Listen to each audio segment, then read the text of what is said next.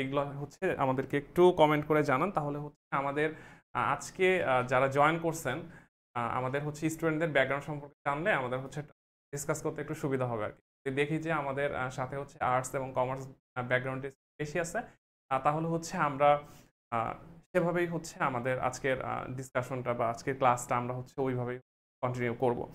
আমার সাথে এখন জয়েন আছেন শারাফত উদ্দিন, নাজমুল হুদা। তো আপনাদেরকে আজকে ক্লাসে স্বাগতম। তো আজকে আমরা যে অজৈব রসায়নটা মানে যে টপিকগুলো দেখব, দেখেন যখন রসায়নের কথা মাথায় আসে তখন হচ্ছে একদম অটোমেটিক কেন জানি হচ্ছে অ্যাসিড, ক্ষার, এই ব্যাপারগুলোই হচ্ছে চলে আসে। তো ক্লাস শুরুর আগে হচ্ছে আমরা আমাদের যে বিজ্ঞান সিলেবাসটা আছে, আমরা বিজ্ঞান সিলেবাসটা সম্পর্কে আমি একটু ছোট্ট ব্রিফ দিব, কারণ আমাদের সাথে হচ্ছে অনেক ভাইয়ার আছেন যারা হচ্ছে সিএস বা হচ্ছে জব রিলেটেড প্রিপারেশন একদম স্ক্রাচ থেকে স্টার্ট করছেন। তো আমরা হচ্ছে তাদের জন্য জাস্ট সিলেবাসটা খুব ব্রিফলি হচ্ছে ডিসকাস করতেছি। সো আমাদের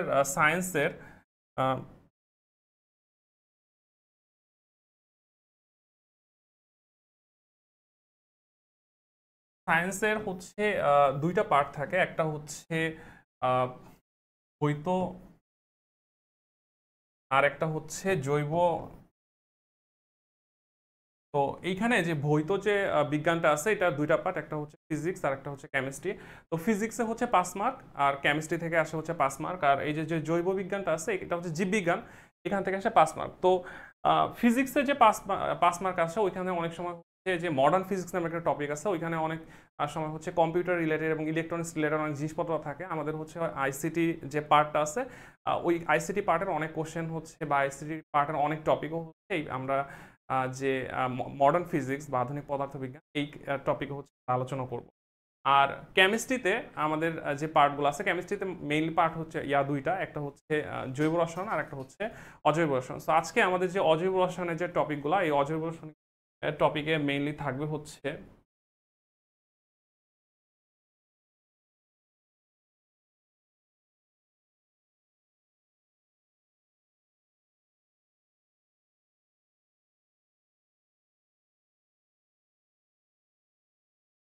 সরি ফর ইন্টারাপ্ট। তো আমাদের আজকে অজৈব রসায়নের যে পার্টটা, এই পার্টে হচ্ছে আমাদের আজকের টপিকগুলো হচ্ছে অ্যাসিড, ক্ষার, লবণ, তারপরে হচ্ছে অ্যাসিড ক্ষারের যে মতামত এবং শ্রেণীবিভাগ, তারপর পিএইচ নির্দেশক, বাফা দ্রবণ, হেন্ডারসন সমীকরণ, পানির ক্ষরতা, সাবান ডিটারজেন্ট পরিষ্কারক, আর এরপরে একটা টপিক থাকবে গ্যালভানাইজিং, ইলেকট্রোপ্লেটিং, তড়িৎ কোষ, তড়িৎ বিশ্লেষণ। আচ্ছা, তো আমরা স্টার্ট করি। যে প্রথম টপিকটা হচ্ছে অ্যাসিড কি। তো অ্যাসিড এই নামটা যে শুনলে প্রথমে যে কথাটা আমাদের মাথায় আসে সেটা হচ্ছে যে অ্যাসিড এটা টকস্বাদযুক্ত বা হচ্ছে লাল লিটমাসকে সরি নীল লিটমাসকে লাল করে। সো এই যে যে ব্যাপারগুলো আমরা হচ্ছে অনেক বিগিনিং থেকেই হচ্ছে এই জিনিসগুলো হচ্ছে আমরা জেনে আসতেছিলাম আমাদের ক্লাস 6 থেকে, বা আমরা হচ্ছে এই অ্যাসিড সম্পর্কে স্টাডি করতেছি। তো দেখেন আমরা বিসিএস পিলির জন্য যে ইম্পর্টেন্ট ইনফরমেশনগুলো লাগবে সেটা হচ্ছে যে অ্যাসিড এই ওয়ার্ডটা আসছে মেইনলি হচ্ছে ল্যাটিন শব্দ থেকে, এবং এই ল্যাটিন শব্দ যার মিনিং হচ্ছে টক। বেসিক্যালি অ্যাসিড হচ্ছে টক স্বাদযুক্ত হয়, এর জন্য হচ্ছে এই ল্যাটিন নাম থেকে অ্যাসিডাস থেকে হচ্ছে অ্যাসিড শব্দটা আসছে। এবং অ্যাসিড এর আরেকটা খুব বড় প্রপার্টিস হচ্ছে এটা হচ্ছে নীল লিটমাসকে কি করবে, নীল লিটমাসকে হচ্ছে লাল করবে। আচ্ছা, তো এরপরে আসি যে অ্যাসিডের আসলে যদি আমরা কেমিস্ট্রিতে যে ডেফিনেশনগুলো দেখি, এই ডেফিনেশনগুলো যদি আমরা দেখি তাহলে হচ্ছে অ্যাসিড হওয়ার জন্য কি থাকতে হবে, এটা হচ্ছে এক ধরনের acid basically on kind of liquid যেখানে সব থাকবে এক বা একাধিক প্রতিস্থাপনীয় হাইড্রোজেন পরমাণু থাকবে। এক বা একাধিক কি থাকবে, এক বা একাধিক হচ্ছে প্রতিস্থাপনীয় হাইড্রোজেন পরমাণু থাকবে। আচ্ছা, এবং এই হাইড্রোজেন পরমাণুটা কি দিয়ে প্রতিস্থাপিত হবে, এই প্রতিস্থাপিত হবে যে কোনো একটা যৌগমূলক দ্বারা আংশিক অথবা হচ্ছে সম্পূর্ণরূপে প্রতিস্থাপিত হবে, এবং এটা ক্ষারকের সাথে বিক্রিয়া করে কি করবে, লবণ ও পানি উৎপন্ন করবে। তাহলে ভাইয়ারা আমরা হচ্ছে অ্যাসিড আসলে তাহলে কি বুঝলাম, অ্যাসিড হচ্ছে টক স্বাদযুক্ত এবং এক ধরনের হচ্ছে লিকুইড যারা যেখানে কি থাকবে হাইড্রোজেন প্রতিস্থাপনীয় হাইড্রোজেন পরমাণু থাকবে যারা ক্ষারের সাথে বা ক্ষারকের সাথে বিক্রিয়া করে লবণ এবং পানি উৎপন্ন করবে। এখন এখানে কিছু উদাহরণ দেয়া আছে, এই উদাহরণগুলো দেখলে আমরা হচ্ছে জিনিসগুলো আরো ক্লিয়ার হব যে প্রতিস্থাপনীয় হাইড্রোজেন জিনিসটা আসলে কি। দেখেন এই যে সালফিউরিক অ্যাসিড, নাইট্রিক অ্যাসিড বা হাইড্রোক্লোরিক অ্যাসিড, এই অ্যাসিডগুলোতে দুইটা পার্ট। একটা হচ্ছে এই দেখেন এখানে কি আছে, এখানে আছে হচ্ছে হাইড্রোজেন এবং হাইড্রোজেনের সাথে কি আছে SO4 এবং হচ্ছে এখানে হাইড্রোক্লোরিক অ্যাসিডের সাথে আছে ক্লোরিন বা কার্বনিক অ্যাসিডের সাথে আছে হচ্ছে CO3। দেখেন এই প্রত্যেকটা অ্যাসিডের সাথে কি আছে, এই অ্যাসিডের সাথে হচ্ছে হাইড্রোজেন আছে। সো যখন এই অ্যাসিডগুলা ক্ষারের সাথে বিক্রিয়া করবে তখন কি হবে, এই অ্যাসিডটা এই যে হাইড্রোজেনটা, এই হাইড্রোজেনটা প্রতিস্থাপিত হয়ে যাবে। এই হাইড্রোজেনটা কি হবে, প্রতিস্থাপিত হয়ে যাবে এবং এই হাইড্রোজেনটা প্রতিস্থাপিত হয়ে তখন যদি ধরেন এখানে অন্য কোনো একটা চলে আসলো, সাপোজ সোডিয়াম চলে আসলো, তখন কি হবে, এই যে সোডিয়াম এবং হচ্ছে সালফেট মূলক এগুলো দুটো একসাথে করে NaSO4 Na2SO4 এই যৌগটা বা হচ্ছে লবণ ক্রিয়েট হবে। ঠিক আছে, তো আবার সেম থিং যখন হচ্ছে এই যে হাইড্রোক্লোরিক অ্যাসিডের সাথে আরেকটা ক্ষারক বিক্রিয়া করবে তখন কি হবে, এখানে এই যে হাইড্রোজেনটা রিপ্লেসড হয়ে যাবে এবং এই রিপ্লেসডের পরিবর্তে ধরেন এখানে ক্যালসিয়াম থাকতে পারে, ক্যালসিয়াম এসে হচ্ছে এই ক্লোরিনের সাথে ক্যালসিয়াম ক্লোরাইড তৈরি করবে। আচ্ছা এখন একটা ব্যাপার বলি, সেটা হচ্ছে যে অনেকের কাছে এই যে সিম্বলগুলো, এই সিম্বলগুলো হচ্ছে একটু আননোন লাগতে পারে। ভাইয়া এইখানে হচ্ছে আমাদের আরো মডিউল আছে, এই মডিউলগুলোতে হচ্ছে যে প্রতীক, সংকেত, যোজনী এগুলো নিয়ে হচ্ছে আমরা পড়াবো। ঠিক আছে, আমরা এই প্রতীক, সংকেত, যোজনী এই জিনিসগুলো নিয়ে পড়াবো, তখন হচ্ছে আরো বেশি ক্লিয়ার হয়ে যাবে। জাস্ট আপাতত একটু মাথায় রাখেন যে এই যে সোডিয়াম বা হচ্ছে যে Ca এটা হচ্ছে ক্যালসিয়াম, আর এই যে SO4 এটা হচ্ছে সালফেট মূলক। ঠিক আছে, আর Cl এটা হচ্ছে ক্লোরিন। তো যে কোনো যৌগের সাধারণত দুইটা পার্ট থাকে, একটা হচ্ছে ধাতব আয়ন আর একটা হচ্ছে অধাতব আয়ন। তো ধাতব আয়ন এটা হচ্ছে ধনাত্মক আর অধাতব আয়নটা হচ্ছে ঋণাত্মক। তো সবসময় হচ্ছে একটা ধনাত্মক এবং একটা ঋণাত্মক পার্ট মিলেই হচ্ছে কি করা হয়, একটা হচ্ছে লবণ ক্রিয়েট হয়। ঠিক আছে, তো আমরা এই যে হাইড্রোজেন এই যে অম্লের যে ডেফিনেশনটা দেখলাম, এই অম্লের ডেফিনেশনে তাহলে আমরা কি কি ইনফরমেশন পেলাম, মেইনলি যে জিনিসগুলো মাথায় রাখতে হবে সেটা হচ্ছে একটা হাইড্রোজেন পরমাণু থাকবে, রিপ্লেসেবল হাইড্রোজেন পরমাণু থাকবে।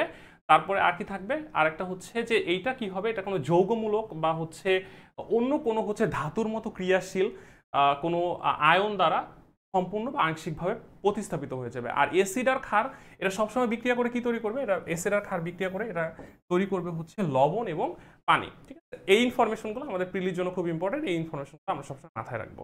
আচ্ছা,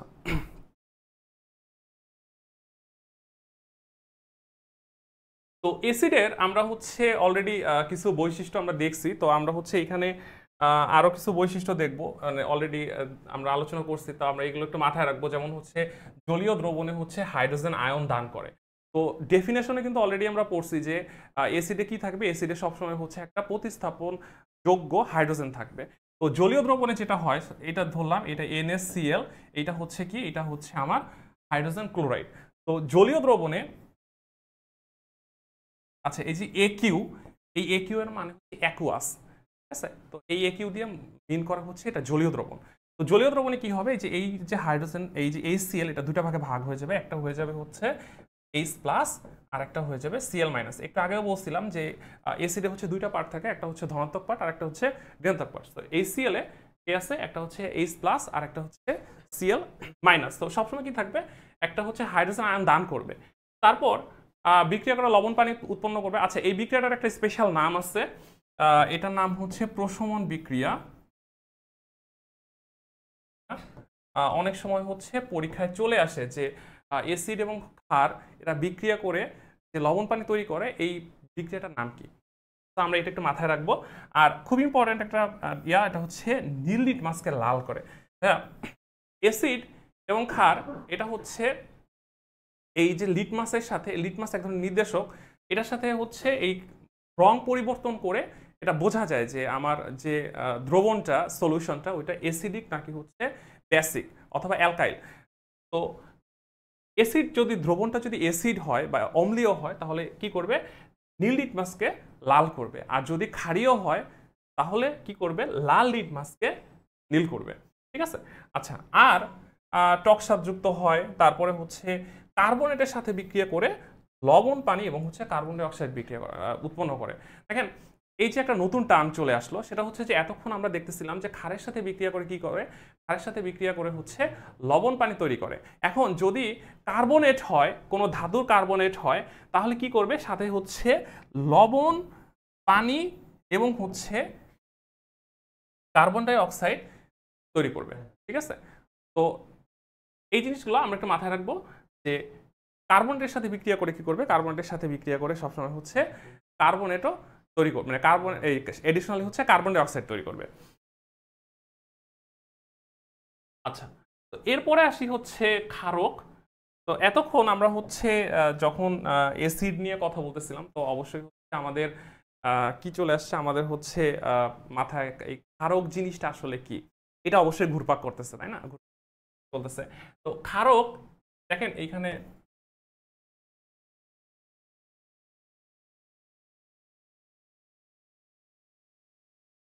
ক্ষারক এবং হচ্ছে ক্ষার, আচ্ছা ফ্রন্টটা একটু ইয়া হয়ে গেছে, সরি ফর দ্যাট। ক্ষারক এবং ক্ষার দুটো নিয়ে হচ্ছে খুব কনফিউশন হয়। তো দুটোরই প্রপার্টিস খুবই সিমিলার, খুবই সিমিলার। তো শুরুতে বলে দেই যে ক্ষার এটাও অ্যাসিডের সাথে বিক্রিয়া করে লবণ পানি তৈরি করে, ক্ষারক এরাও হচ্ছে অ্যাসিডের সাথে বিক্রিয়া করে লবণ পানি তৈরি করে। আচ্ছা, তো দেখেন যে এরা কি করে, এরা কি করে, এখানে হচ্ছে যে এখানে যে ডেফিনিশনটা দিচ্ছে সেটা হচ্ছে যে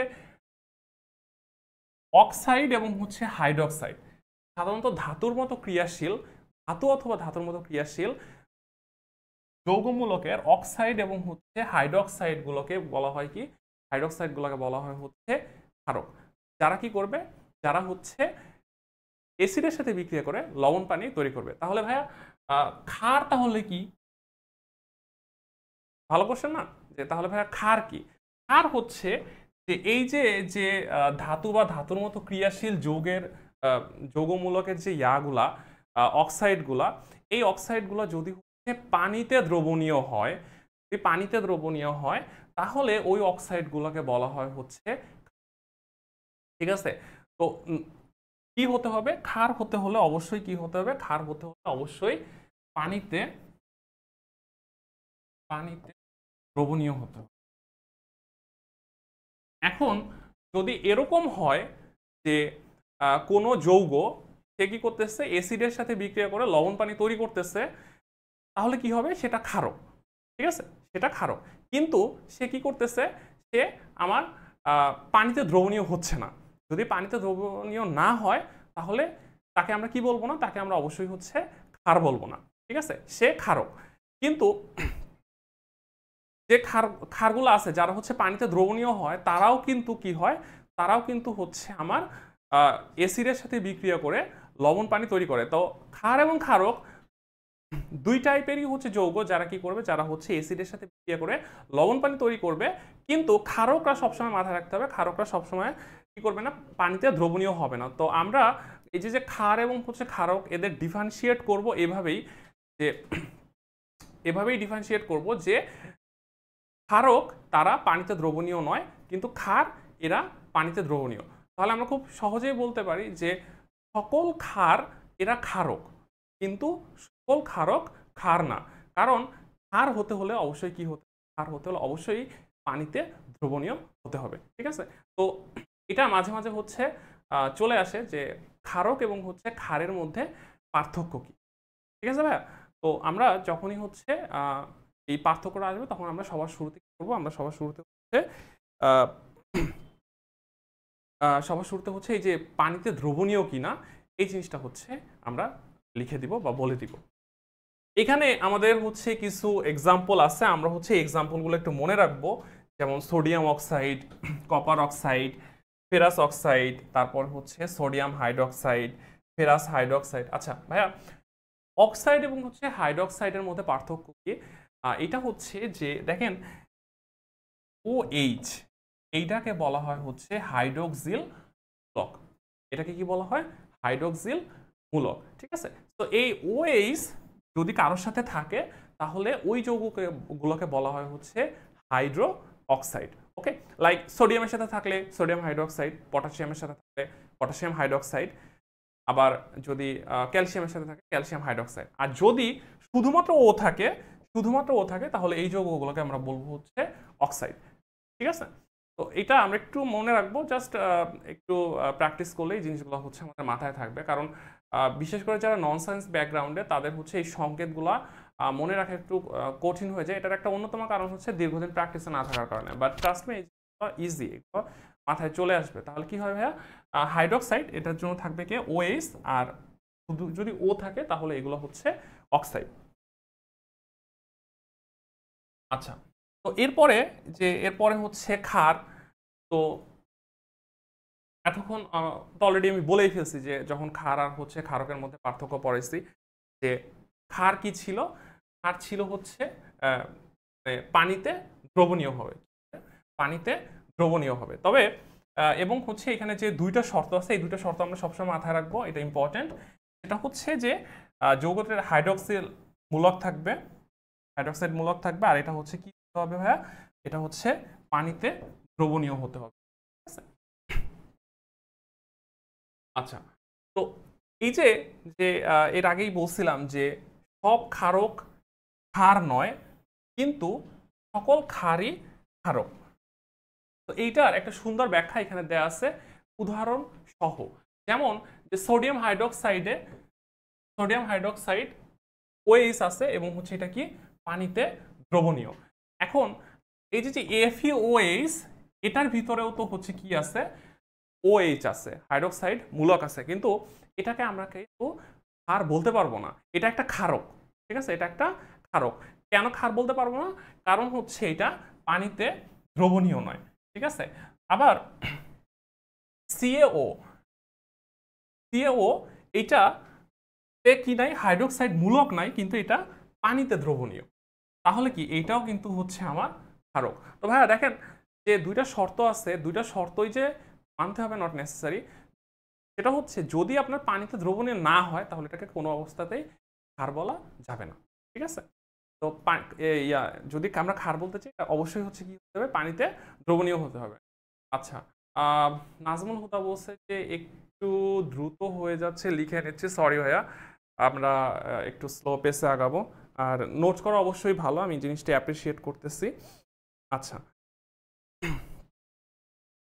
আচ্ছা, তো দেখেন আমরা সবসময় কি করব, আমরা এই যে দ্রবণীয় কিনা এই জিনিসটা হচ্ছে বেশি গুরুত্ব দিব। আর এখানে হচ্ছে যে এই জিনিসগুলো একটু মাথায় একটু মনে রাখবো যে কারা দ্রবণীয় না। আমাদের হচ্ছে সাফল্যর লেকচার শিট আছে, সাফল্যের লেকচার শিটে আরো বেশি আছে কারা দ্রবণীয়। কারণ হচ্ছে অনেক সময় এভাবেই সরাসরি কোশ্চেনে চলে আসে যে নিচের কোনটি ক্ষারক বা হচ্ছে নিচের কোনটি ক্ষার। দেখেন যদি অপশনে এরকম দেয়া থাকে, ধরেন এই যে সোডিয়াম হাইড্রোক্সাইড NaOH, ধরেন এটাও দেয়া আছে, আবার হচ্ছে এই যে FeOH দেয়া আছে। এখন আপনি জাস্ট এইটুকু মাথায় রাখছেন যে OH থাকলেই হচ্ছে এটা ক্ষার।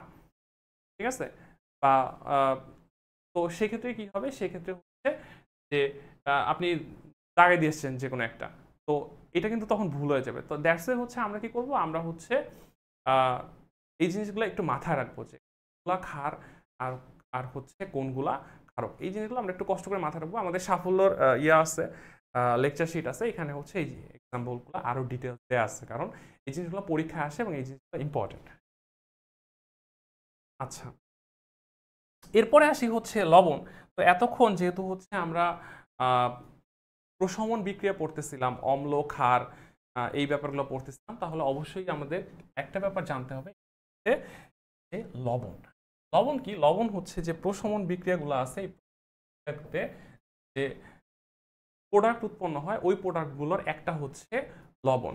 তো অ্যাসিডের যে হাইড্রোজেনটা থাকে, প্রতিস্থাপনযোগ্য হাইড্রোজেনটা থাকে, এটা ক্ষারের যে হচ্ছে ধাতব ক্রিয়াশীল ধাতব মূলকটা থাকে, ওটা দিয়ে রিপ্লেস হয়ে যে যৌগটা ওটাই হচ্ছে লবণ।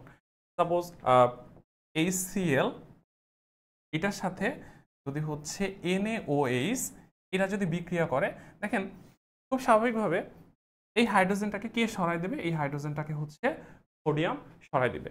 তো এখানে কি হবে, এখানে হচ্ছে তাহলে এই যে ক্লোরিন এবং হচ্ছে এই যে সোডিয়াম এরা একসাথে মিলিত হয়ে কি হবে NaCl হবে।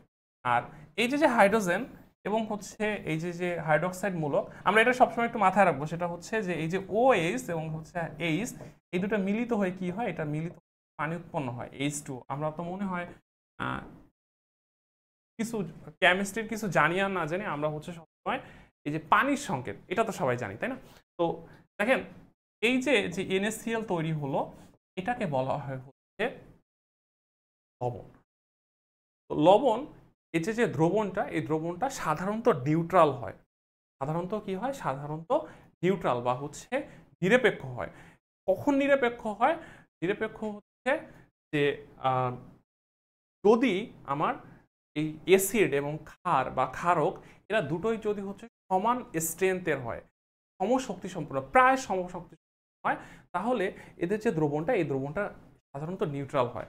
কিন্তু যদি এরকম হয় যে আপনার অ্যাসিড সবল বেশি, ক্ষার দুর্বল বেশি, তাহলে ওদের যে লবণটা তৈরি হবে ওইটা হচ্ছে কি লবণ তৈরি হবে? ওইটা ওই যে দ্রবণটা, ওদের লবণের দ্রবণটা ডিপেন্ড করবে যে কার স্ট্রেংথ বেশি। যদি সবল ক্ষারের সাথে দুর্বল অ্যাসিডের বিক্রিয়ার লবণ হয়, তাহলে ওদের দ্রবণটা হবে ক্ষারীয়। আর যদি হচ্ছে দুর্বল অ্যাসিডের সাথে দুর্বল ক্ষারের সাথে সবল অ্যাসিডের বিক্রিয়া যে লবণ হয়, ও দ্রবণটা হবে হচ্ছে অম্লীয়। ঠিক আছে? আই মিন যার স্ট্রেংথ বেশি সেই অনুযায়ী কি হবে? সেই অনুযায়ী হচ্ছে আমাদের দ্রবণের অ্যাসিডিটি অথবা হচ্ছে ক্ষার বেস অ্যালকাইল প্রপার্টি এটা হচ্ছে ডিফাইন্ড হবে।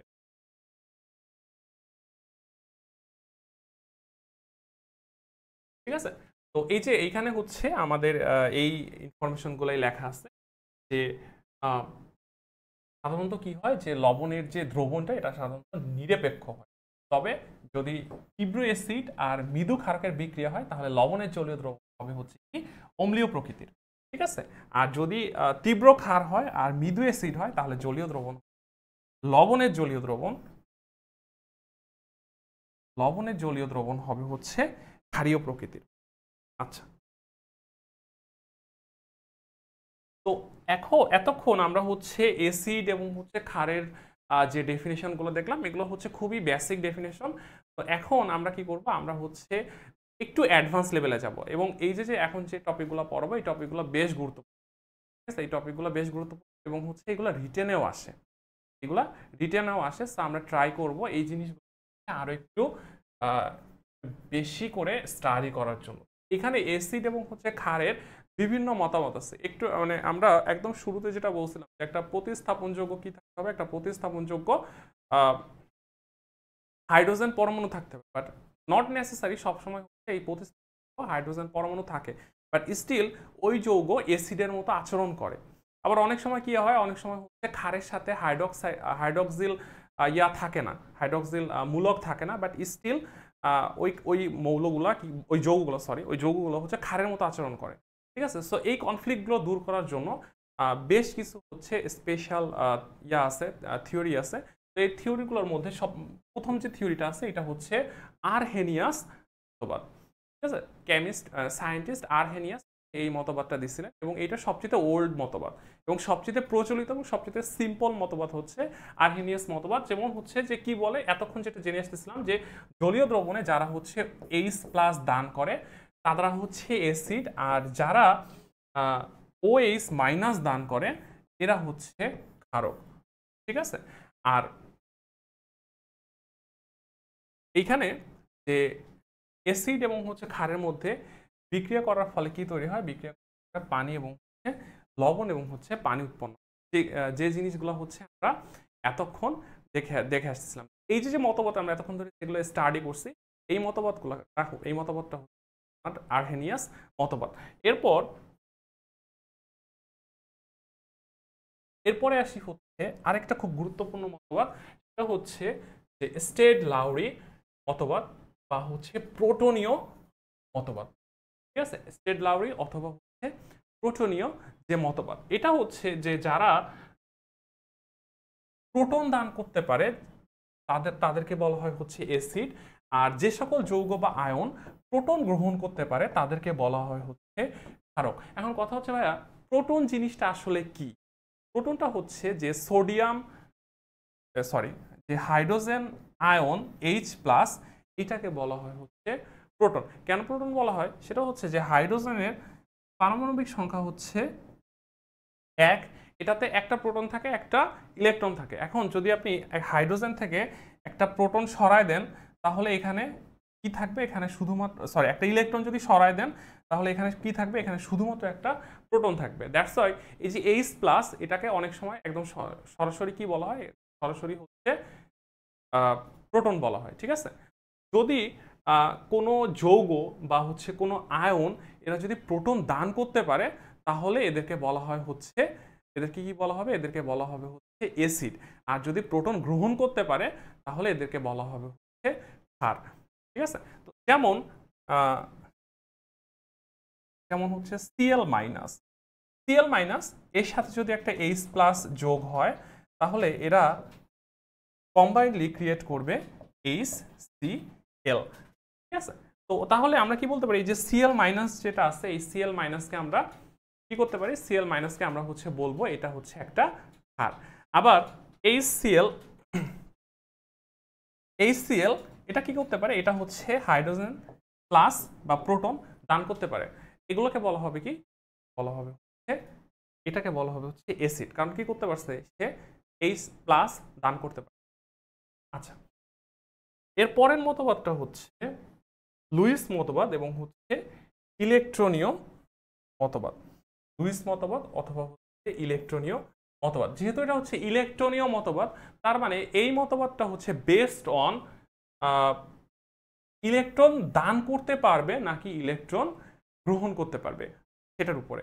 যদি কোনো যৌগমূলক ইলেকট্রন গ্রহণ করে তাদেরকে বলা হয় হচ্ছে অ্যাসিড, আর যদি ইলেকট্রন দান করে তাহলে তাদেরকে বলা হয় হচ্ছে ক্ষারক।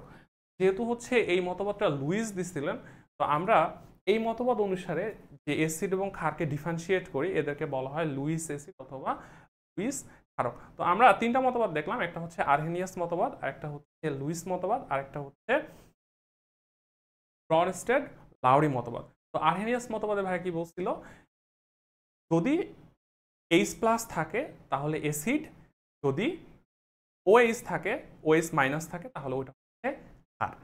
আর এরপরে হচ্ছে লুইস মতবাদে যদি ইলেকট্রন জোড় গ্রহণ করে তাহলে কি হবে ভাইয়া, গ্রহণ করলে ওইটা হচ্ছে অ্যাসিড, আর যদি দান করে তাহলে ওইটা হচ্ছে ক্ষার। আর ব্রনস্টেড লাউরি মতবাদে যদি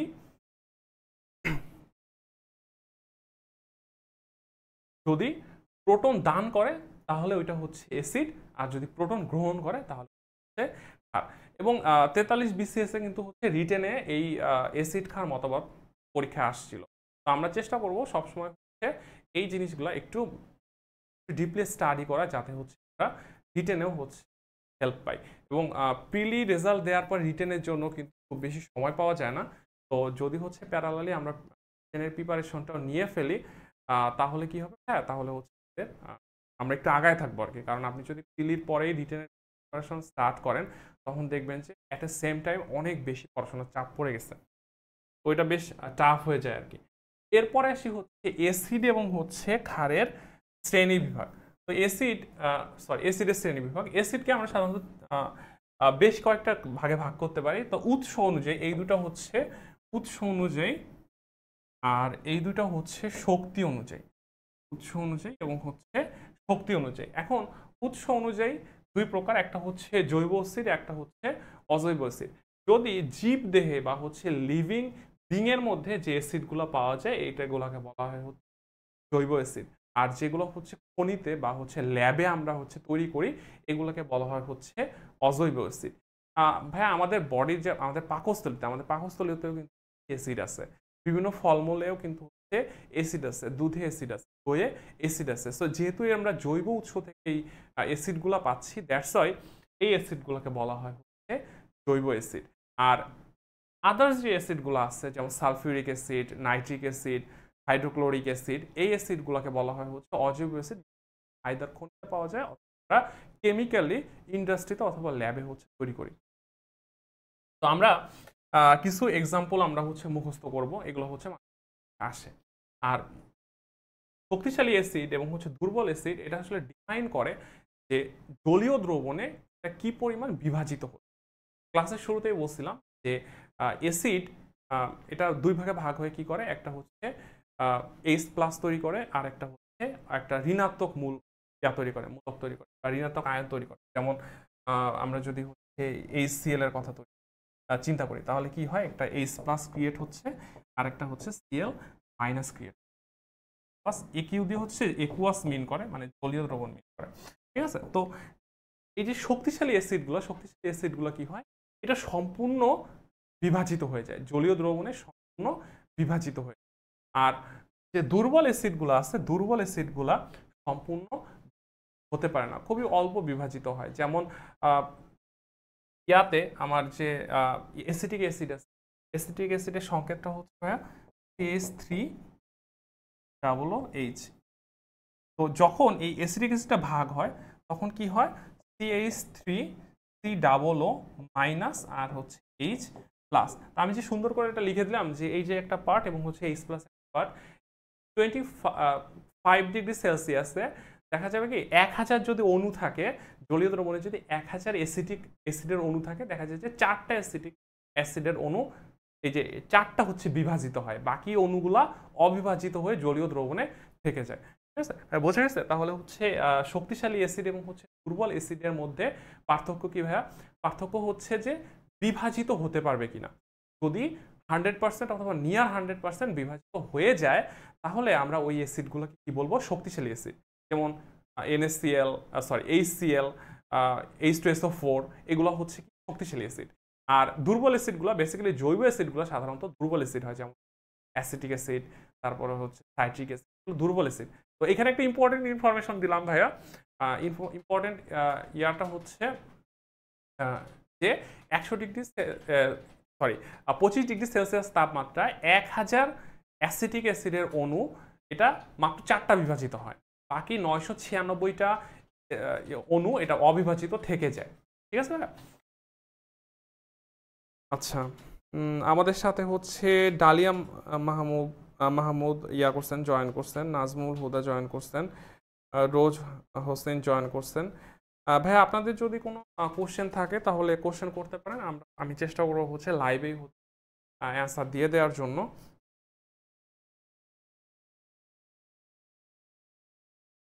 এখন আমরা যেটা দেখব যে এই যে একটু আগেই হচ্ছে জৈব অ্যাসিড অজৈব অ্যাসিড নিয়ে আমরা কথা বলতেছিলাম। তো জৈব অ্যাসিডের যে জিনিসটা আমাদের মাথায় রাখা লাগবে সেটা হচ্ছে যে বিভিন্ন অ্যাসিডের উৎস এবং বিভিন্ন চাকরির পরীক্ষা ভাইয়া এইখানে হচ্ছে এই কোশ্চেনগুলো আসে যে টমেটোতে কোন অ্যাসিড পাওয়া যায়, ম্যালিক অ্যাসিড, লেবুর রসে সাইট্রিক অ্যাসিড, আপেলে ম্যালিক অ্যাসিড, তেঁতুলে টার্টারিক অ্যাসিড। তো ভাইয়া এই যে স্লাইডটা অনেক ইম্পর্টেন্ট। যেমন সিরকাতে কি আছে, সিরকা হচ্ছে ভিনেগার, এটা আছে হচ্ছে অ্যাসিটিক অ্যাসিড। তো এই চেষ্টা করব আমরা হচ্ছে এই চারটা মনে রাখার, এবং হচ্ছে প্রায় পরীক্ষাগুলোতেই হচ্ছে এখান থেকে কোশ্চেন আসে। ঠিক আছে, একটা ব্যাপার বলে দেই, সেটা হচ্ছে যে এর বাইরেও হচ্ছে আমাদের আরও কিছু সোর্স আছে, আমরা চেষ্টা করব ওই জিনিসগুলো মনে রাখার। আমাদের সাফল্যের যে লেকচার শিটগুলো আছে, সাফল্য আরও কিছু এক্সাম্পল দেয়। আচ্ছা, তো এখন আমরা অনেক আলোচনা করলাম, আমাদের সাথে যারা এতক্ষণ ছিলেন তাদের সবাইকে ধন্যবাদ। তো এখানে দুইটা হচ্ছে কোশ্চেন দেয়া আছে যে আমরা যেগুলো এতক্ষণ ধরে স্টাডি করছি, যে এই যে ক্ষারের জলীয় দ্রবণে লাল লিটমাসকে কি করে, আর অ্যাসিড ও ক্ষারের বিক্রিয়ায় যে লবণ পানি তৈরি হয় এই বিক্রিয়াটার নাম কি। তো যারা হচ্ছে আমাদের সাথে অনলাইনে আছেন তারা হচ্ছে প্লিজ একটু ঝটপট অ্যান্সারগুলো দিয়ে দেন, তাহলে হচ্ছে এখানেই হচ্ছে একটা পরীক্ষা হয়ে যাবে যে কে কতটুকু মনোযোগ দিয়ে ক্লাস করছে।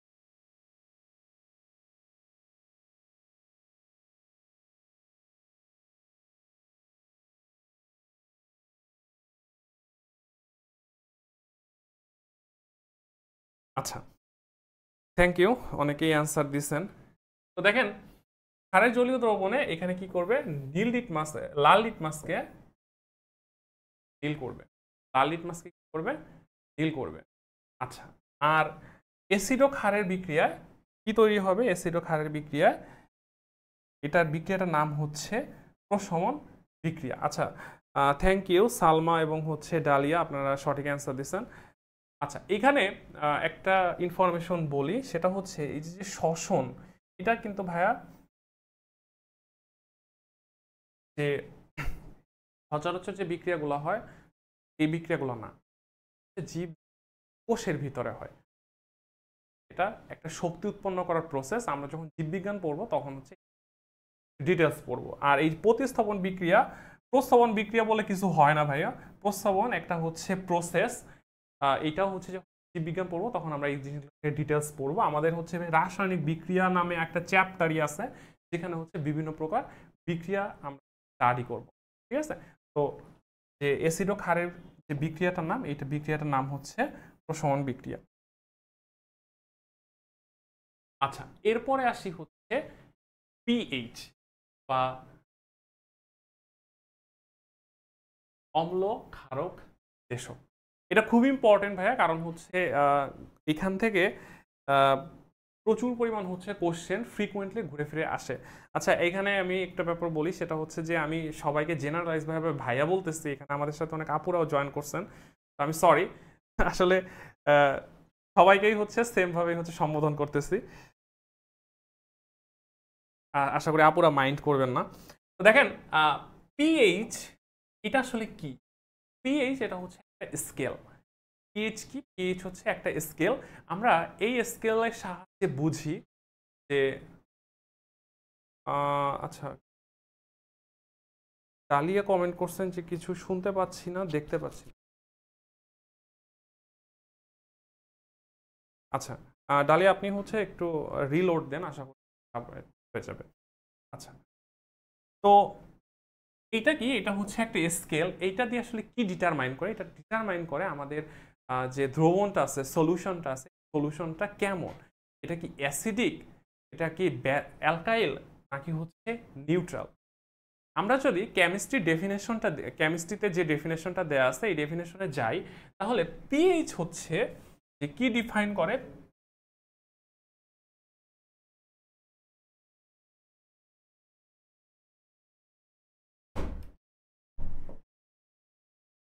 পিএইচ হচ্ছে ডিফাইন করে যে দ্রবণে কি পরিমাণ হাইড্রোজেন, যে ঘনমাত্রা, হাইড্রোজেনের মোলার ঘনমাত্রা কি পরিমাণ আছে। এইটা যে ঋণাত্মক লগারিদম, হাইড্রোজেন আয়নের ঘনমাত্রা ঋণাত্মক লগারিদমকে বলা হয় হচ্ছে পিএইচ। তো এই যে যে এইচ প্লাসকে আমরা থার্ড ব্র্যাকেট দিয়ে আটকাই দিচ্ছি, এটার মানে হচ্ছে এই যে হাইড্রোজেন আয়নের ঘনমাত্রা, এবং এই হাইড্রোজেন ঘনমাত্রার ঋণাত্মক লগারিদমকে বলা হয় হচ্ছে পিএইচ। এখন যে তাহলে বোঝাই যাচ্ছে যে পিএইচ দিয়ে আসলে আমরা কি বুঝতে পারি? পিএইচ দিয়ে আমরা খুব সিম্পলি বুঝতে পারি যে আমাদের দ্রবণে হাইড্রোজেন আয়নের ঘনমাত্রাটা কেমন বা প্রোটনের ঘনমাত্রাটা কেমন। যদি আমাদের পিএইচ স্কেল, এটা যে নিউট্রাল পয়েন্ট, এই নিউট্রাল পয়েন্ট হচ্ছে 7।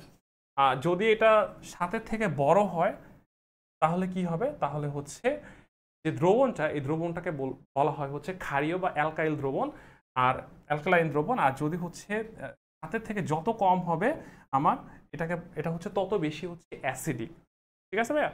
তো তো এই জিনিসগুলো আমরা একটু মাথায় রাখবো, কারণ পরীক্ষায় মাঝে মাঝে চলে আসে যে এরকম আপনাকে একটা রেঞ্জ দিয়ে বলবে। সাপোজ ধরেন 9 থেকে 10 একটা রেঞ্জ দিয়ে বলবে কি যে এই দ্রবণটা কেমন, অ্যাসিডিক, ক্ষারীয়, নাকি হচ্ছে নিরপেক্ষ। তো তখন আমরা কি করব? তখন আমরা বলবো যে এটা হচ্ছে ক্ষারীয় দ্রবণ। আবার হচ্ছে যদি এরকম করে যে ধরেন 2 থেকে 3 একটা রেঞ্জ দিয়ে বললো যে এই দ্রবণটা আসলে কেমন, তখন আমরা ওই অনুযায়ী কি করব? ওই অনুযায়ী হচ্ছে বলে দিব যে এটা হচ্ছে অম্লীয় দ্রবণ। আর যদি এটা 7 হয়ে যায়, একদম এক্সাক্ট 7 হয়ে যায়, তাহলে এই দ্রবণটা হচ্ছে অম্লীয় নিরপেক্ষ দ্রবণ। তো আমরা একটা ট্রিক কোশ্চেন আসে মাঝে মাঝে, সেটা হচ্ছে যে এই যে পিএইচ, এটা দিয়ে আসলে কি মিন করে। এটা দিয়ে কিন্তু আমার দ্রবণ অম্লীয়, ক্ষারকীয় এবং নিরপেক্ষ, এটা মাথায় রাখতে হবে। এটা কি আমার দ্রবণ কি নিরপেক্ষ কিনা এটাও নির্দেশ করে। ঠিক আছে? শুধু অনেক সময় হয় কি যে পিএইচ কি নির্দেশ করে, স্টুডেন্ট একদম কমনলি অ্যাসিড এবং হচ্ছে ক্ষারের অপশনটা দাগাই দিয়ে আসে, অ্যাসিড এবং ক্ষার নির্দেশ করে, এটা দাগাই দিয়ে আসে, কিন্তু এটা কিন্তু ভুল। শুধু অ্যাসিড এবং ক্ষারীয় এটা না, অ্যাসিডিক এবং ক্ষারীয় এরকম না, এটা নিরপেক্ষ কিনা সেটাও নির্দেশ করে। আচ্ছা, তো আরেকটা ইম্পর্টেন্ট টপিক হচ্ছে, আর সেটা হচ্ছে যে আমাদের বডির বিভিন্ন পার্টসের যে পিএইচ রেঞ্জ এটা আমাদের জানা দরকার। যেমন পাকস্থলীতে পিএইচ রেঞ্জ হচ্ছে 1, তার মানে কি পাকস্থলী কিন্তু হচ্ছে হাইলি অ্যাসিডিক। তারপরে আমাদের স্কিনের পিএইচ কিন্তু 4.8 থেকে 5.5 এর মধ্যে, তার মানে কি আমাদের স্কিন এটাও মোটামুটি অম্লীয় বলা যেতে পারে, যেহেতু 7-এর কাছাকাছি। তারপর হচ্ছে মূত্র, এটার যে পিএইচ এটাও হচ্ছে 6, তার মানে কি মূত্র কিন্তু হচ্ছে স্লাইটলি অ্যাসিডিক। আচ্ছা, ব্লাড, এটা খুব ইম্পর্টেন্ট একটা, এটা বিভিন্ন চাকরি পরীক্ষায় আমি আসতে দেখছি, সেটা হচ্ছে 7.43 থেকে 7.45, তার মানে কি যে ব্লাড এটা কিন্তু স্লাইটলি অ্যালকাইল। আর অগ্ন্যাশয়ের যে রস আছে এটা হচ্ছে 8.1, তাহলে অগ্ন্যাশয়ের রসও কিন্তু বেশ ভালোই হচ্ছে ক্ষারকীয়। সো এই রেঞ্জগুলো ভাই আমরা একটু মনে রাখার ট্রাই করব, কারণ হচ্ছে কি এই রেঞ্জগুলো পরীক্ষায় আসে, কারণ বিশেষ করে আমি যে মূত্র এবং হচ্ছে রক্ত, এইটা আমি বেশ কয়েকবার আমি আসতে দেখছি, ঠিক আছে। আবার অনেক সময় হচ্ছে যে যখন রিটেনে, বিশেষ করে রিটেনে আসবে যে পিএইচ কি বা হচ্ছে পিএইচ এর তাৎপর্য কি, তখন কিন্তু আমরা হচ্ছে এই জিনিসগুলো লিখতে পারবো যে পিএইচ বিভিন্ন রোগ বা শরীরে বিভিন্ন যে সমস্যাগুলো হয় এই ডিটেক্ট করতে হেল্প করে। লাইক আপনার পাকস্থলী যদি পিএইচ বেড়ে যায়, যেখানে পিএইচ থাকার কথা 1, তার মানে অবভিয়াসলি হচ্ছে পাকস্থলীতে কোনো প্রবলেম হচ্ছে। বা হচ্ছে আপনার স্কিনে যদি হচ্ছে পিএইচ কমে যাবে বা পিএইচ বেড়ে যায়, তো কি অনুযায়ী সেই অনুযায়ী কীরকম ট্রিটমেন্ট দেওয়া লাগবে, বা হচ্ছে যদি পিএইচ এর মানে 1 থেকে নিচে চলে আসে, ঠিক আছে, তো আমরা তখন হচ্ছে এই জিনিসগুলো হচ্ছে লিখতে পারবো এবং সাথে কিছু এক্সাম্পল দিতে পারবো, আমরা অ্যান্সার কোয়ালিটি ভালো হবে। আচ্ছা, তো এরপরে আসি হচ্ছে নির্দেশক। তো আমার যে দ্রবণটা এটা অম্লীয় নাকি হচ্ছে ক্ষারীয়, এটা আসলে কিভাবে বোঝা যায়? পিএইচ মিটার আছে, পিএইচ মিটার দিয়ে হচ্ছে আমরা এটা ডিটেক্ট করতে পারি, বাট সবচেয়ে সিম্পল ওয়ে হচ্ছে যেখানে আমরা কিছু নির্দেশক ব্যবহার করতে পারি। হ্যাঁ, নির্দেশক জিনিসটা হচ্ছে যে এরা নিউট্রাল, এরা কি করবে না আপনার হচ্ছে যে দ্রবণের হচ্ছে যে পিএইচ এটা পরিবর্তন করবে না, কিন্তু তাদের কালার চেঞ্জ হয়ে যাবে। কালার চেঞ্জ হওয়ার মাধ্যমে এরা কি করবে, এরা হচ্ছে নির্দেশ করবে যে আমাদের দ্রবণটা অম্লীয়, ক্ষারকীয় কিংবা নিরপেক্ষ কিনা, ঠিক আছে। তো এখানে একটা কয়েকটা এক্সাম্পল দেয়া আছে এবং হচ্ছে এইখানে পিএইচ এর বিস্তার দেয়া আছে, যে এই রেঞ্জেই হচ্ছে কি হয়, এই রেঞ্জে হচ্ছে এরা কালার এক এক রকম হচ্ছে কালার চেঞ্জ করে। যদি অ্যাসিডিক দ্রবণ থাকে তাহলে হচ্ছে কি অ্যাসিডিক দ্রবণে আমাদের যে মিথাইল অরেঞ্জ, এই অ্যাসিডিক দ্রবণে এই নাম হচ্ছে কালার হচ্ছে গোলাপি, আর ক্ষারীয় দ্রবণে কালার হচ্ছে হলুদ। তারপরে মিথাইল রেড আছে, অ্যাসিডিক দ্রবণে লাল, ক্ষারীয় দ্রবণে হলুদ। এই কোশ্চেনটাও হচ্ছে আমাদের রিটেনের জন্য ইম্পর্টেন্ট। অনেক সময় হচ্ছে কোশ্চেনেই চলে আসে যে উদাহরণ সহ অম্লক্ষারক নির্দেশক ব্যাখ্যা করেন। যদি হচ্ছে উদাহরণ সহ অম্লক্ষারক ব্যাখ্যা করেন আসে, তখন অবশ্যই হচ্ছে আমরা মার্ক অনুযায়ী 2-3টা ব্যাখ্যা দিব, পিএইচ এর বিস্তার দিব এবং হচ্ছে অ্যাসিডিক কালার এবং হচ্ছে ক্ষারীয়, অ্যাসিডিক দ্রবণে এবং ক্ষারীয় দ্রবণে কালার কেমন, এই জিনিসগুলো হচ্ছে আমরা লিখে দিব, ঠিক আছে। আচ্ছা, এরপরে আরেকটা খুব গুরুত্বপূর্ণ কোশ্চেন, সেটা হচ্ছে হেন্ডারসন সমীকরণ। ভাই এই কোশ্চেনটাও হচ্ছে রিটেনের জন্য বেশ গুরুত্বপূর্ণ এবং রিটেনেও হচ্ছে প্রিভিয়াস ইয়ারগুলোতেও কোশ্চেনটা আসছে। সেটা হচ্ছে যে দেখেন আমরা কি জানি, আমরা জানি হচ্ছে যদি আমরা কোনো দ্রবণে অ্যাসিড অ্যাড করি তাহলে কি হবে, দ্রবণটা অবভিয়াসলি আমার অ্যাসিডিক হয়ে যাবে, বা হচ্ছে যদি আমরা ক্ষার অ্যাড করি তাহলে দ্রবণটা কি হয়ে যাবে, ক্ষারীয় হয়ে যাবে। তো যেটা বাফার দ্রবণ হচ্ছে এটা, যেখানে কি করব, যদি অ্যাসিড বা হচ্ছে ক্ষার যুক্ত করি তাও কি হবে না, পিএইচ এর মানের তেমন কোনো পরিবর্তন হবে না। তার মানে কি বাফারের একটা রেজিস্ট্যান্স আছে, যে আমরা অ্যাসিড বা হচ্ছে ক্ষার যেটাই অ্যাড করি না কেন এর কি হবে না, এর হচ্ছে আমার পিএইচ চেঞ্জ হবে না। এখন এই যে বাফার দ্রবণের যে পিএইচ এর একটা ইকুয়েশন আছে, ভাই আমরা এই পিএইচ এর ইকুয়েশনটা একটু মনে রাখবো, যে pKa plus log salt by acid, ঠিক আছে? তো এইটা হচ্ছে আমাদের হেন্ডারসন সমীকরণ। এটা আসলে এত ডিপ এক্সপ্লেনেশন এটা দরকার নেই, এটা আমরা চেষ্টা করব মেমোরাইজ করার জন্য, কারণ কখনোই এটা ডেরিভেশন প্রিভিয়াস ইয়ার পরীক্ষায় আসে নাই। যদি কখনো হচ্ছে চলে আসে এমসিকিউতে বা হচ্ছে রিটেনে, আমরা সরাসরি এই কোয়েশনটাই লিখে দিব।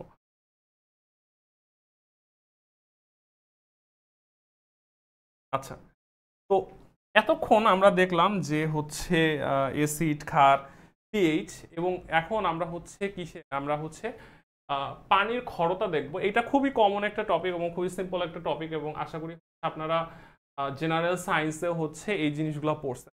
খর পানি বা হচ্ছে হার্ড ওয়াটার, এটা আসলে কি মিন করে? খর পানি অথবা হার্ড ওয়াটার বেসিক্যালি যে জিনিসটা মিন করে সেটা হচ্ছে যে পানিতে কত ইজিলি সাবানের বা ডিটারজেন্টের ফেনা উৎপন্ন হচ্ছে। যদি পানি অনেক বেশি হার্ড হয় বা হচ্ছে ক্ষরতা যদি পানির বেশি থাকে, তাহলে কি হবে? সাবানের ফেনা হতে চাইবে না, সাবানের ফেনা হবে না। দেখবেন যে উপরের দিকে হচ্ছে একটা আস্তরণ ক্রিয়েট হচ্ছে, সাবানের কি হচ্ছে? বাবল ফর্ম করতেছে। আবার পানি যদি হার্ড না হয়, মৃদু পানি হয়, তাহলে কি হবে? দেখবেন সুন্দর বাবল ফর্ম করতেছে। তো অ্যাকচুয়ালি এই যে পানির ক্ষরতা, এটা কেন হচ্ছে? এখানে কিছু দেখেন, এখানে ক্যালসিয়াম, ম্যাগনেসিয়াম, তারপর হচ্ছে আয়রন, বাইকার্বনেট, এই যে বিভিন্ন আয়ন, এই আয়নগুলো যদি পানিতে থাকে তাহলে কি হতে চায় না? ফেনা হতে চায় না। কারণ সাবানের সাথে ওরা বিক্রিয়া করে তখন কি করে? ওরা হচ্ছে ফেনা ফর্ম করতে দেয় না। তো এই যে ক্ষরতা হচ্ছে দুই প্রকার, একটা হচ্ছে স্থায়ী ক্ষরতা আর একটা হচ্ছে অস্থায়ী ক্ষরতা।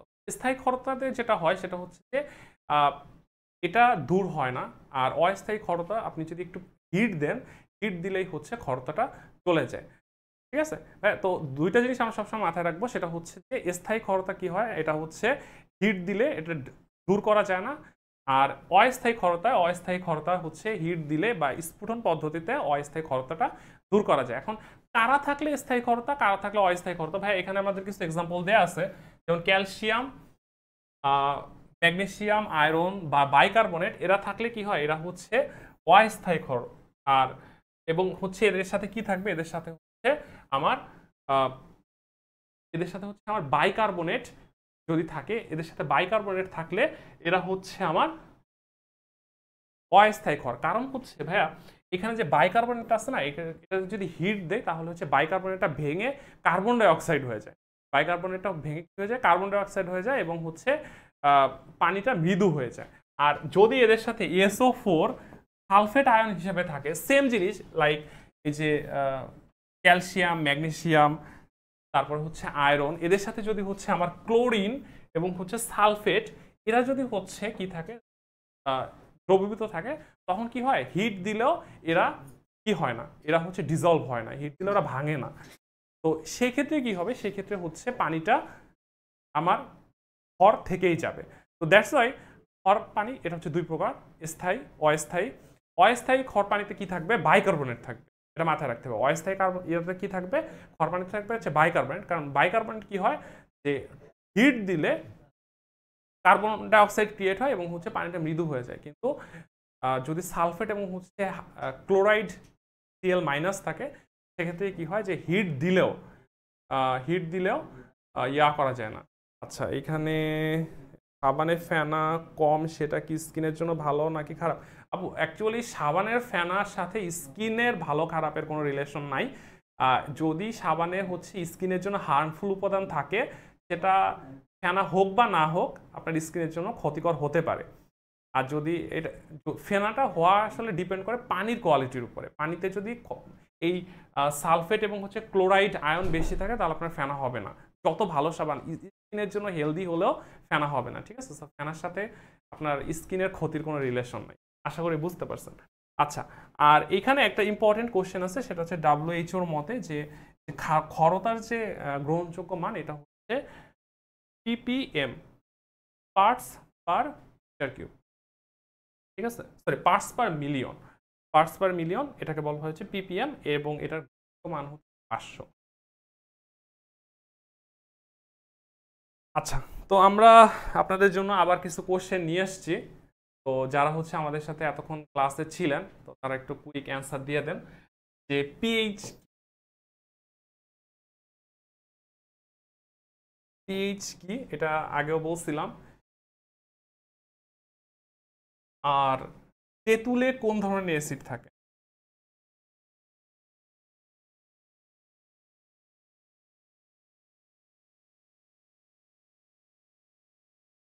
আচ্ছা, সাবিনা ইয়াসমিন শিলা একটা কোশ্চেন করছেন, পার্মানেন্ট হার্ড ওয়াটার কিভাবে? ভাই এইখানে দুইটা ইয়া হয়, একটা হচ্ছে ফিল্টারিং করা হয় আর একটা হচ্ছে কেমিক্যাল ডোজিং করা হয়। কেমিক্যাল ডোজিং মানে হচ্ছে এখানে ডিটারজেন্ট টাইপের হচ্ছে সরাসরি সাবান ইউজ করে, এখানে ডিটারজেন্ট টাইপের হচ্ছে পরিষ্কারক ব্যবহার করা হয়। ডিটারজেন্ট কিন্তু খার পানিতে কি করে, খার পানিতে হচ্ছে ইয়া করে, ফেনা তৈরি করে। সো খাওয়ার পানিতে কি সাধারণত কি করা হয়, সাধারণত ডিটারজেন্ট ইউজ করে। আর ট্রিটমেন্ট করে প্লাস হচ্ছে ইয়া করে, এখানে ফিল্টারিং করে, বিভিন্ন ফিল্টারিং করেও হচ্ছে এই কেমিক্যালগুলো হচ্ছে সরাই ফেলা যায়। আচ্ছা, এখানে হচ্ছে অনেকেই অ্যান্সার করছেন, সালমা এবং হচ্ছে Shila, thank you. Nazmul Huda answer করছেন। আমাদের পিএইচ হচ্ছে কি? পিএইচ হচ্ছে অ্যাসিড, ক্ষার এবং নিরপেক্ষ নির্দেশক। দেখেন এখানে কিন্তু আমাদের একটা অপশন ছিল অ্যাসিড এবং ক্ষারের নির্দেশক। যারা হচ্ছে এইটা দিবেন, এই অ্যান্সারটা, তারা কিন্তু হচ্ছে এখানে। আর তেঁতুলে থাকবে কে? তেঁতুলে থাকবে হচ্ছে না ভাইয়া, এটা ঘ না, নূপুর। আচ্ছা, নূপুর সঠিক অ্যান্সার দিচ্ছেন। মাজেদা বেগম ভুল অ্যান্সার দিচ্ছেন। দুইয়ে, সরি, মাজেদা হচ্ছে ঠিক অ্যান্সার দিচ্ছেন, সরি আপু। একে হচ্ছে ঘ আর দুইয়ে হচ্ছে খ, টার্টারিক অ্যাসিড। তেঁতুলে থাকবে কে? তেঁতুলে থাকবে হচ্ছে টার্টারিক অ্যাসিড। খুবই কমন একটা কোশ্চেন। তো আচ্ছা, ওকে। তো আমরা হচ্ছে এতক্ষণ আমাদের সাথে যারা ছিলেন সবাইকে অনেক ধন্যবাদ। সো যদি হচ্ছে বিজ্ঞানে হচ্ছে কারো কোনো দুর্বলতা থাকে, তারা হচ্ছে কোশ্চেন করতে পারেন। আমরা হচ্ছে ট্রাই করব ওই স্পেসিফিক অ্যান্সারগুলো হচ্ছে দেওয়ার জন্য।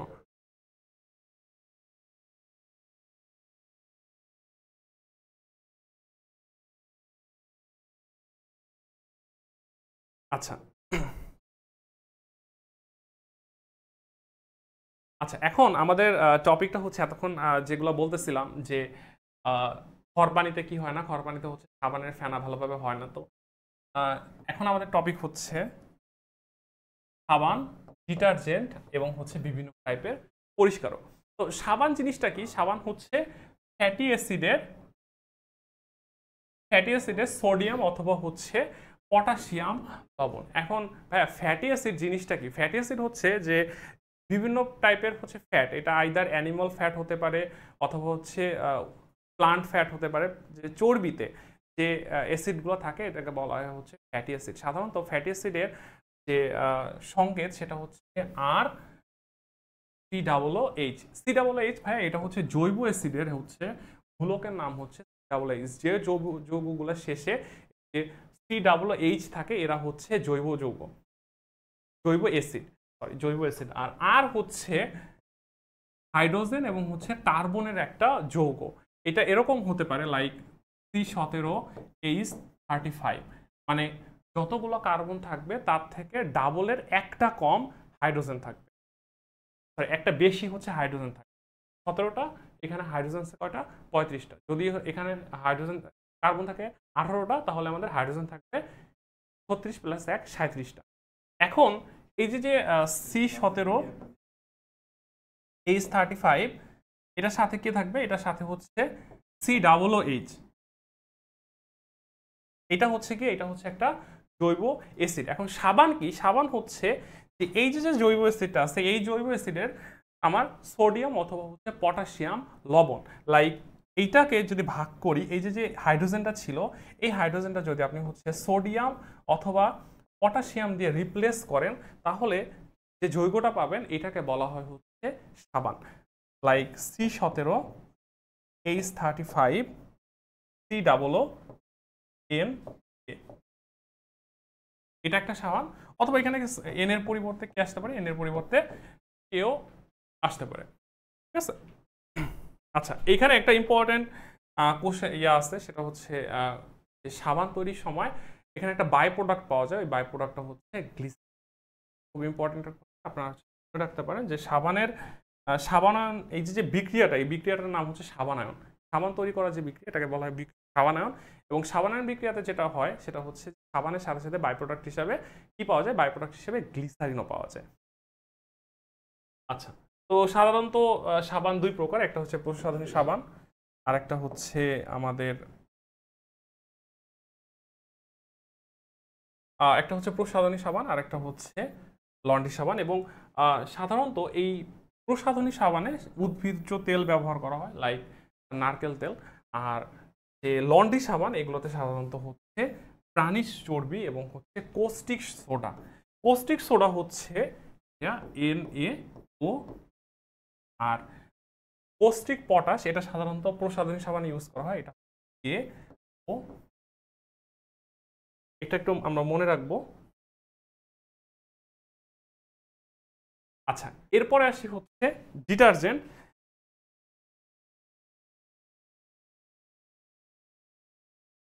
ডিটারজেন্ট হচ্ছে যে সাবানের থেকে বেশি শক্তিশালী এক ধরনের হচ্ছে পরিষ্কারক পদার্থ, যারা কি করে খড় এবং হচ্ছে মৃদু পানিতে, উভয় পানিতে হচ্ছে সমানভাবে কার্যকর।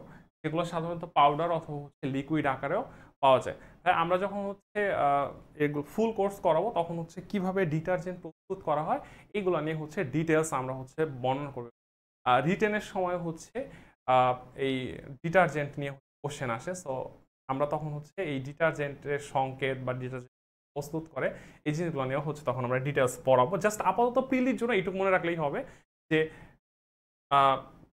ডিটারজেন্ট কি করে, খড় পানি এবং মৃদু পানি দুই পানিতেই হচ্ছে সমানভাবে ফেনা উৎপন্ন করে। আচ্ছা, তো আমরা হচ্ছে ক্লাসের শেষের দিকে চলে এসেছি। আমাদের এখনকার টপিক হচ্ছে গ্যালভানাইজিং এবং হচ্ছে ইলেকট্রোপ্লেটিং। আচ্ছা, এই দুটোই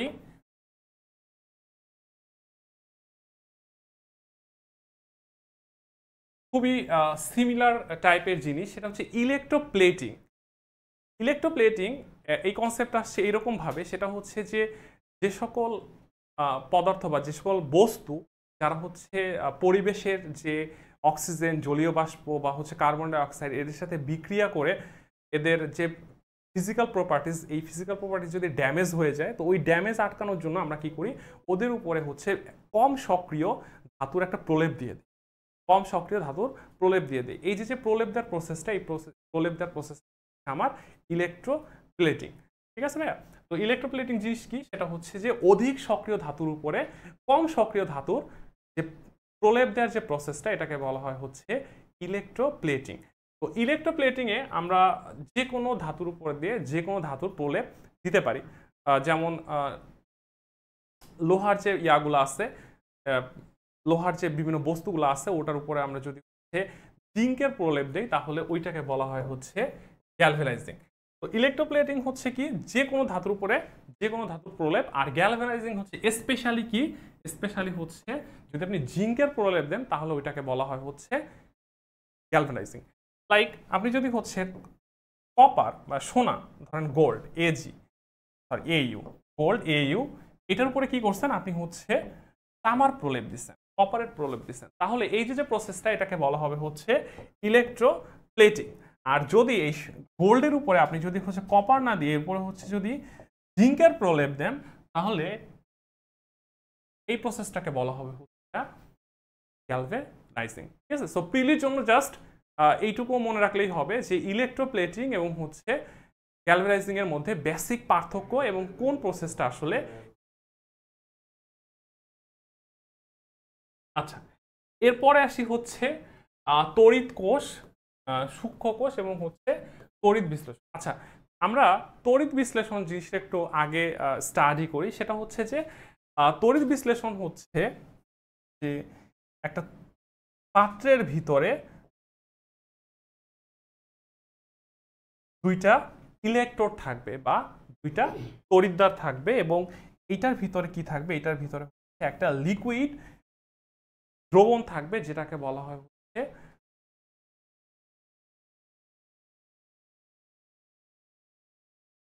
এটা এই যে পাতগুলো এটাকে বলা হচ্ছে ইলেকট্রোড। এবং এই ইলেকট্রোডগুলা কি করা হয়, ইলেকট্রোডগুলো হচ্ছে ব্যাটারির সাথে বা পাওয়ারের সাথে হচ্ছে কানেক্ট করে দেওয়া হয়। সো যে পার্টটা প্লাস পার্টটা যে তড়িৎদ্বারের সাথে থাকে এটাকে বলা হয় হচ্ছে অ্যানোড, আর ঋণাত্মক পার্টটা এটাকে বলা হয় হচ্ছে ক্যাথোড।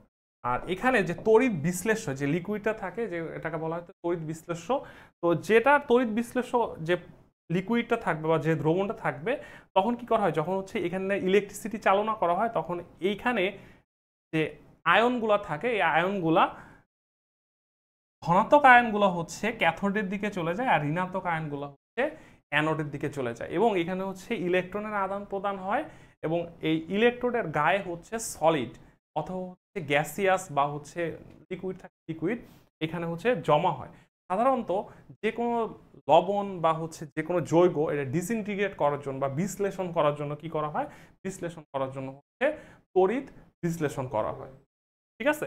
তো যে তড়িৎ যে কোষগুলো আছে, এই তড়িৎ কোষগুলোতে হচ্ছে এই তড়িৎ বিশ্লেষণের হচ্ছে উল্টা কাজটা করা হয়। তড়িৎ বিশ্লেষণে যেটা করা হয় সেটা হচ্ছে যে আমরা ইলেকট্রিসিটি দ্রবণে হচ্ছে সাপ্লাই দিব, আর এই যে কোষগুলো আছে এই কোষগুলো থেকে হচ্ছে আমরা ইলেকট্রিসিটি পাবো। এখানে তড়িৎ বিশ্লেষণের যে রাসায়নিক বিক্রিয়া হয়, এই রাসায়নিক বিক্রিয়ার মাধ্যমে কি পাওয়া যায়, রাসায়নিক বিক্রিয়ার মাধ্যমে হচ্ছে আমার ইলেকট্রিসিটি পাওয়া যায়।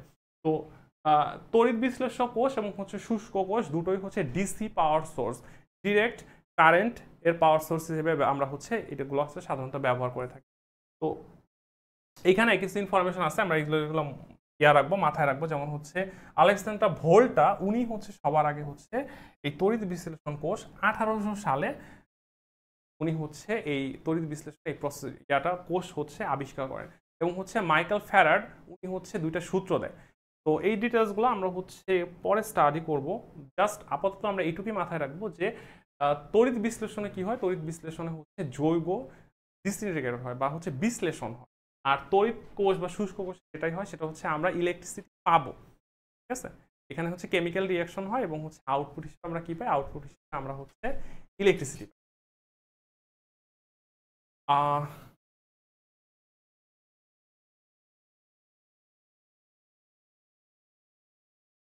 আচ্ছা, তো এই যে তড়িৎ কোষ, এই তড়িৎ কোষ আবার হচ্ছে দুই প্রকার, একটা হচ্ছে গ্যালভানিক সেল আর একটা হচ্ছে তড়িৎ বিশ্লেষ্য কোষ।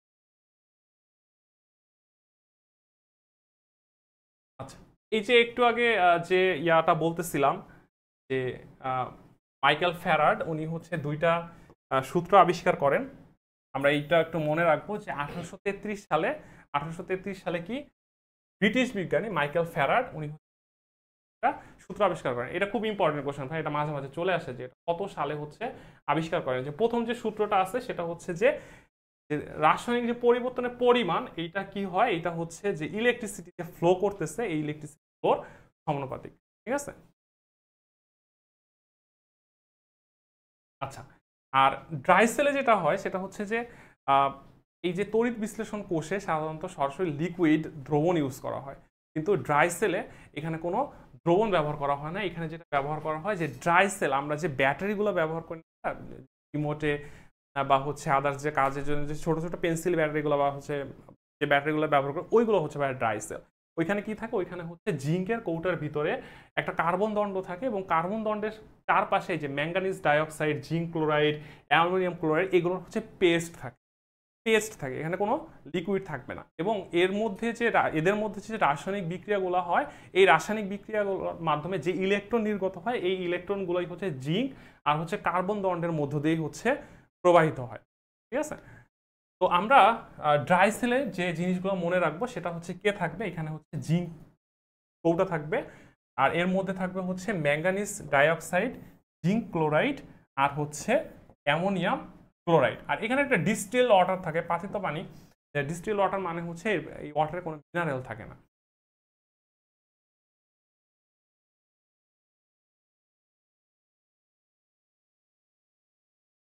আচ্ছা, তো আজকের ক্লাসের লাস্ট কোশ্চেন, আচ্ছা ডালিয়া করছেন জারণ বিজারণ। ভাই আজকের টপিকে জারণ বিজারণটা নাই, আমরা হচ্ছে নেক্সট ক্লাসগুলোতে যখন হচ্ছে রাসায়নিক বিক্রিয়া পড়াবো ওইখানে ভাইয়া আমরা হচ্ছে এই জারণ বিজারণ সম্পর্কে ডিটেলস আলোচনা করব। আমাদের সিলেবাসে জারণ বিজারণ আছে। আচ্ছা, তো আচ্ছা, তো ভাইয়া আপনারা হচ্ছে একটু কোশ্চেনগুলোর অ্যান্সার দিতে থাকেন।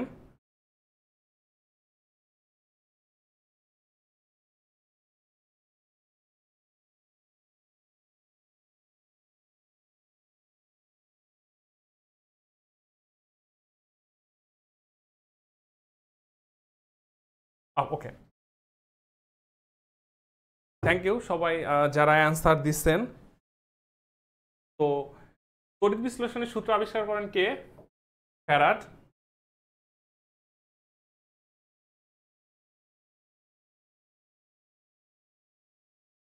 তারপরে হচ্ছে ঋণাত্মক পাত হিসেবে কাজ করে কে? ঋণাত্মক দস্তার চৌম্ব।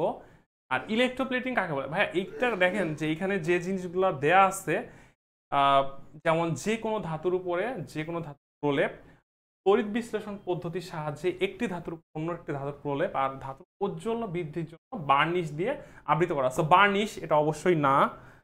তারপরে হচ্ছে একটা ধাতুর উপর আচ্ছা রং ব্যবহার করে, এটা অবশ্যই না। তো দেখেন এখানে আমাদের দুইটা কোশ্চেন হতে পারে, একটা হচ্ছে যে কোনো ধাতুর উপর দিয়ে যে কোনো ধাতুর প্রলেপ আর তড়িৎ বিশ্লেষণ পদ্ধতির মাধ্যমে। এখন ভাইয়া এই যে যে ইয়া আছে, যে কোনো ধাতুর উপরে যে কোনো ধাতুর প্রলেপ আপনি যে কোনো উপায়ে দিতে পারেন, এবং সব উপায় কিন্তু ভাইয়া কি না? ইলেকট্রোপ্লেটিং না। ইলেকট্রোপ্লেটিং মানে হচ্ছে তড়িৎ বিশ্লেষণ পদ্ধতির সাহায্যে একটা ধাতুর অন্য একটা ধাতুর প্রলেপ দেয়া। তো আমাদের সঠিক অ্যান্সার কি হবে? সঠিক। আচ্ছা,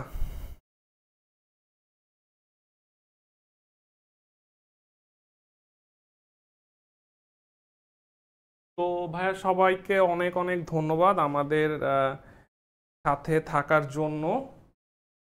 তো যদি আপনাদের হচ্ছে বিজ্ঞানে, আমি জানি হচ্ছে আমাদের বিজ্ঞানে অনেকের হচ্ছে অনেক দুর্বলতা থাকে এবং আমরা হচ্ছে বিজ্ঞানে অনেক সময় অনেক কিছু স্কিপ করে চলে যাই। ভাইয়া একটা ব্যাপার হচ্ছে রিটেনের জন্য বিজ্ঞান পার্টটা খুবই ভাইটাল, ইভেন প্রিলির জন্য বিজ্ঞান পার্টটা অনেক ভাইটাল।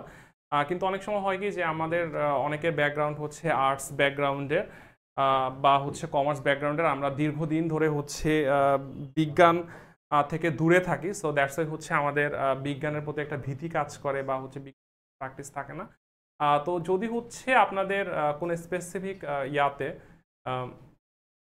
টপিকে বা হচ্ছে কোনো কোনো কোশ্চেন থাকে বা কোনো বিষয় নিয়ে হচ্ছে আরো জানার আগ্রহ থাকে, তো যদি হচ্ছে আমাদেরকে জানান, আমাদেরকে ইনফর্ম করেন, তাহলে হচ্ছে আমরা নেক্সট ক্লাসগুলো বা হচ্ছে আমরা আরো অন্য লাইভ সেশনের হচ্ছে অ্যারেঞ্জ করব। তো সবাই ভাই ভালো থাকবেন। আজকের ক্লাস এই পর্যন্তই। যারা আমাদের সাথে ছিলেন বা যারা ভিডিও পরে দেখবেন, সবার জন্য শুভকামনা। আর যদি কারো কোনো কোশ্চেন থাকে প্লিজ হচ্ছে সাফল্যের পেজে যদি আপনারা নক করেন, আমরা হচ্ছে পরবর্তীতে অ্যান্সার দিয়ে দিব। তো সবাই ভালো থাকবেন। আজকের ক্লাস এই পর্যন্ত।